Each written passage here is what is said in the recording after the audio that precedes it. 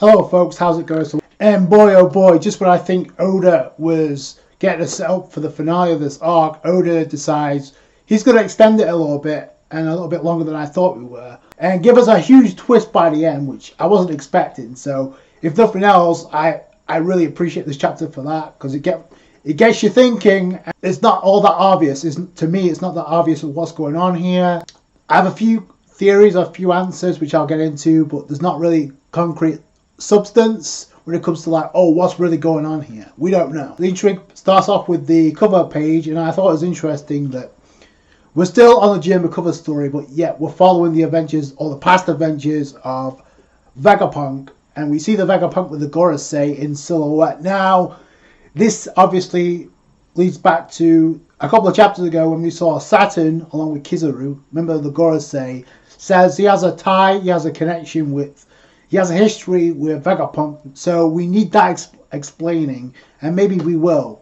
We start off the chapter with everybody concerned about Pythagoras because he was caught in the explosion, as we found out in this chapter. The near explosion, we don't know what lab that was actually in, what room that was in. We know there's an explosion and it cut away to like what happened with Morgan's News and Vivi, so we don't really know what lab that was in. We just know a room exploded, Pythagoras got caught in the explosion, but he survived, which I'll get into. But that's where the chapter starts off with. This is where the intrigue kicks in. So Shaka looking in on the surveillance cameras, because obviously the surveillance Dendamushi. It also gets attacked, so we don't get to find out who was responsible, or at least not yet, for the explosion. So as Shaka's looking in, notices a silhouette emerge from the smoke from the explosion, attack the visual Dendamushi, so we don't get to find out who that silhouette belongs to. But it's not just that camera, the surveillance Dendamushi that gets hijacked. A bunch of them do. It cuts to Luffy, like saying, "Oh, something wrong," and Zoro's asking, "Yo, what's up, Luffy?" And Luffy's responding that did something happen to my helmet, because I can't hear what's going on right now. So it's not just the cameras that got hijacked, it's the helmet. So nobody can get in communication, which implies to me this was calculated from the get-go. And I guess we find out the Straw Hats are split into 5 different groups, and I like that each group has 1 or 2 members of the Vegapunk 6 with them. So we start off with Brook and Nami, and Nami was the comic relief for this chapter because she immediately finds the jewels, or the diamonds, that's been stashed, and she wants to take the diamonds and the jewels with her, but they can't leave. And I actually missed this part where it was mentioned the Straw Hats and everybody else are barricaded in this lab, so they can't go anywhere. So I missed that part. They can't go anywhere unless they find Stella or the actual Vegapunk, which I'll get into. I have my theories about this. And Edison's like, "Yo, you can't just take the jewels just because you asked." So that's typical Nami. She wants to take off with the jewels, but she can't leave the island yet because they need to bring down the barrier. And then Brooke has actually a funny response to this. Isn't everybody leaving this island anyway? But it's like, and then Edison's trying to remind them, no, we're locked in. So that's why they need to find Stella. There's also a part where Edison's like, "Oh, what's wrong with your eyes? They're looking kind of funny." Like he doesn't know what's going through Nami's mind right now, thinking about jewelry, and we don't even know Stella's gender at this point. Cut over to Chopper and Robin, along with Atlas, who's fully repaired now, thanks to Frankie. But this is one of the intriguing parts of the entire chapter, because it got me thinking, because at this point, with the explosions going on, I was actually thinking this could be actually Gorosei related, with the Gorosei Saturn approaching along with Kizaru. That's still not beyond the realms of possibility, but this scene here will get overlooked, or people are going to come back to this. So while Chopper and Atlas are talking about, "Oh, I can change my face and my appearance," which I think is interesting too, does that coincide with the rest of the Vegapunk 6 as well? Either way, Robin notices Vegapunk, but then she corrects herself. No, it's just an organoid. Now, this is going to go over a lot of people's heads, but if you look at the definition of, first off, the caption underneath reads artificial human. Organoid is another term of saying an artificial grown mass of tissue that's that resembles an organ but not quite. So the fact that it says resembles means it's kind of like a clone of the organ made from the stem cells and the DNA of the original. You can look it up if you want to, but I thought after seeing that comment, reading this chapter, I went to look this up. It kind of clicked by the end, which I'll get into. But I thought this was interesting. Chopper's like, oh, I thought Vegapunk got chopped into pieces. That's scary. Then it cuts away to Luffy meeting up with Shaka because obviously his communication got cut, so he's worried. And then this is where multiple monitors go out for obviously other visual than the Mushis being hijacked by this mysterious assailant who's after everybody. Shaka responds, there's someone else inside this laboratory besides us, which I think is interesting too. So then it cuts over to Sanji, Jinbei along with Six. Stussie's with them. Sanji's still going gaga, and to think I would come to be able to sail with Stussy-sama, weren't you at Big Mom's party? And I love how Sanji remembers that. Sanji's like completely like, can you call me a dog? Can you call me a slave or whatever? Stussy's response is, so as long as I can find Stella for me, silly. As long as you can find Stella for me. So there's kind of a cute moment there, even though it is typical Sanji. Jinbei's actually thinking, oh, the place they're at is kind of massive, and Stussy responds, well, that's because we're manufacturing weapons down here. We don't want anything breaking down here, which I think that's going to be another group that's targeted. Then we cut to another group with Usopp, Frankie, and Lilf. We also see that York is with them too. They end up bumping into Pythagoras, who detached his head before I guess his actual body got damaged. So that was actually quite thinking. So he was about to show them what went down, but they get attacked by Seraphim Boa Hancock, who literally just turns York to stone, just like that. And it looks like they're actually going to face off against Zephyr and Boa Hancock, because Frankie says, can we counter-attack and actually fight back? And Luff says no, because we don't stand a chance. But they're going to anyway, because I guess the Zephyr caused the explosions, but they're not the reason behind it. So that's the hook of the chapter. And then we go back to Luffy and Shaka reuniting with Zoro. Zoro's got his two swords out, is a huge indicator of, okay, something's about to go down. And then as you see, Zephyr and Baffler Kuma and Zephyr and Mihawk are staring them down. And we also find out that they're trying to eliminate Rob, Lucci, and Kaku, because Zoro pretty much stated, yo, they were literally about to hunt that. They were literally about to kill off Lucci and Kaku. I guess Zoro stepped in to prevent that. And Zoro explains, if we let that happen while they're handcuffed, I take that as a disgrace. It would leave a bad taste in my mouth. So I like that, but it just gives us an excuse for the twist at the end of this chapter. So Kuma is about to fire a beam, which I actually like the fact that Zoro ends up getting Kaku out of the way, and Luffy ends up getting not only Lucci out of the way, but also Shaka out of the way to avoid the explosion. And we find out that Kaku and Rob Lucci are awake again. Were they awake when they were being targeted before the explosion? That's kind of interesting, because I literally said they could have another role in this arc before the arc is said and done. I didn't expect this turn out, I'll say that. And with the final explanation of Shaka saying, well, the Zephyrians are ignoring my orders, ignoring my commands. The only one, if my orders are being ignored, the only one who could have caused this is the actual Vegapunk. If all this was calculated, like I talked about, the communications being cut off, us trapped in the barrier, it was all to kill us, all. So it was all to trap everybody in and pick them off. Now, obviously, the twist is Kaku and Lucci offering to actually team up with Zoro and Luffy to take on the Zephyrium's pacifistas to survive, because they're literally all targeted now.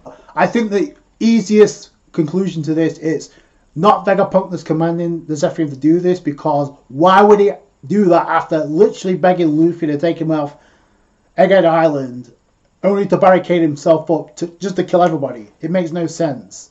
Unless he did that to fool everyone. So, and this is where the scene with Robin, Chopper, and Atlas talking about the organoids. This arc has been chock full of clones that's been related to Vegapunk. I mean, we've seen it with the Zephyrian pacifistas. We saw it with Stussy, even though she's more intriguing than the original, but she's a clone of Buckingham Stussy from the old rock pirates. And Vegapunk has cloned 6 duplicates of himself, different personality traits of himself. And in this chapter, we literally got Robin talking about an organoid to a way of cloning internal organs. The obvious answer, like I mentioned, is not the real Vegapunk, but my hunch is it could be Stella, who's literally under an alias of a different clone of Vegapunk with his DNA, because there's nobody else that could have caused this. At first, I was thinking, okay, maybe this is Gorosei related, but that would defeat the purpose of calling for a fleet of warships. And in the last chapter, Morgan's News talked about this. It's like they're aware of this. It's being described as a similar incident about to occur, like what happened at O'Hara with the Buster Call. So that would kind of defeat the purpose of asking for warships. I don't think it's them. Plus the fact that it's also been stated that everybody's been barricaded up, been locked up by a barrier. And the fact we haven't seen Stella at all, and I was actually looking back to see if we have seen Stella, but I actually missed it. The only Stella that gets referenced, if you Google it, is pretty much the girl that was in film Gold, who was the love interest, I believe, of Guild to Sorrow, One Piece film Gold. She was captured by the government or by the Celestial Dragons and turned into a slave. But that movie's non-canon, so that wouldn't make sense. But that's the only thing that comes up if you put in One Piece Stella. That's the only thing that comes up. So we have not seen Stella as of yet, which means it could only be a person we've already seen that Oda's trying to hide, or it could be another clone of Vegapunk that's gone rogue. That's just my opinion, and it wouldn't be all that surprising considering we literally have a double agent in the form of Stussy. So who's to say somebody working in the ranks with Vegapunk, close at hand, maybe a clone of Vegapunk himself, I don't know, is causing the pacifistas to attack everybody that's in the lab right now. Very intriguing. The fact we're getting a Zoro and Luffy pairing up with Kaku and Lucci to team up against the Seraphim, I did not expect that twist. Not at all. I expect the Luffy and Barney team up to happen eventually, but not this team up. So that threw me for a loop. So if nothing else, I really appreciate this chapter because it got me thinking. Even with what Robin said in this chapter, even if that's not the case, I don't think that should be overlooked, because I don't think Oda's just going to leave in a random scene with Robin saying something that's kind of important here just for random sake. Let's just have that in there. Like, no, that's not the time to do that. So it could have some type of relation to this. I don't know what you guys think down below. But the Luffy and Zoro teaming up with Kaku and Lucci, I kind of like it because my chain of thought is, okay, if Lucci and Kaku are going to come back into this, are they going to fight Zoro and Luffy again and get their asses handed to them? So this is a different twist because we haven't seen this team up yet. So we've already seen this. We've already seen Kaku and Zoro already twice. We've already seen Luffy and Lucci twice. So we don't need to see this again. So this is actually a neat little twist. I will say though, I do find it interesting that Zoro and Luffy, Lucci and Kaku as well are confronted by the Seraphim. But if you look, the idea of a group of Straw Hats with the Vegapunk 6 that we get is Usopp and Frankie that's been confronted by Seraphim and Boa Hancock. Now I don't know if that's going to lead into a fight. It could do, because I've been saying this, I think a lot of other people have been saying this, out of the Straw Hats, if there's going to be a Straw Hat that gets a chance to shine now, it's going to be Frankie, outside of Zoro and Luffy. But I also find it very interesting that Barney was not in this chapter at all. I think the last time we saw Vegapunk, he was in a panel trying to yell to Barney to not go into Kuma's memories, but Barney completely ignored him and just went and peeked into Kuma's memories. And that's another reason why I don't think Barney's involved with this, because unless this happens off screen, like I mentioned in the last review, unless Barney figures out what happened with Kuma in the past and then shares it later on, we still need to find out what that is. So we also don't know what room that actually got targeted that Pythagoras was at or was walking by. We just saw him, he noticed the explosion, that's where it cut. So it could have something to do with Barney, we don't know. After Barney left Kuma's memory bubble, Vegapunk was nowhere in sight. I loved about this chapter because this chapter got you thinking, and if that's the case with this arc, at this stage I didn't expect this, because the only intrigue I had right now is finding out what happened with Kuma's memories, to find out where that's going to take Bonnie and make her decision. Repeatedly said I think it's going to lead to a joining forces with Luffy to take on the world government because of Kuma. That was the only intrigue I had left in this arc, to be perfectly honest, because everything else I thought was wrapped up. Obviously they need to break out of the barrier they're in, but now you've added another layer onto this that I actually thought was interesting. I mentioned this a couple of reviews ago, when the Straw Hats minus Zoro and Luffy encountered Seraphim Jinbei.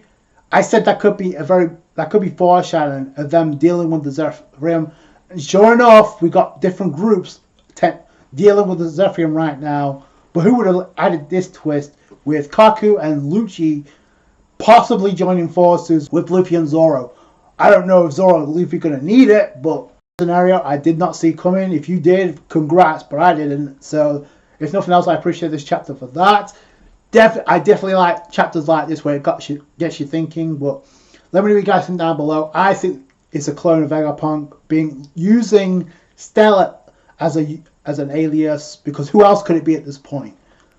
Unless it really is Saturn from the Gorosei that's managed to infiltrate the lab and is just randomly shutting off visual Dendamushis. Then who else could it be? Let me know what you guys think down below. That's going to do it for you guys. Thanks so much for watching. Like the review if you did, thumbs up. I appreciate that. Subscribe to for more One Piece. Catch you guys later. Thanks guys. Bye.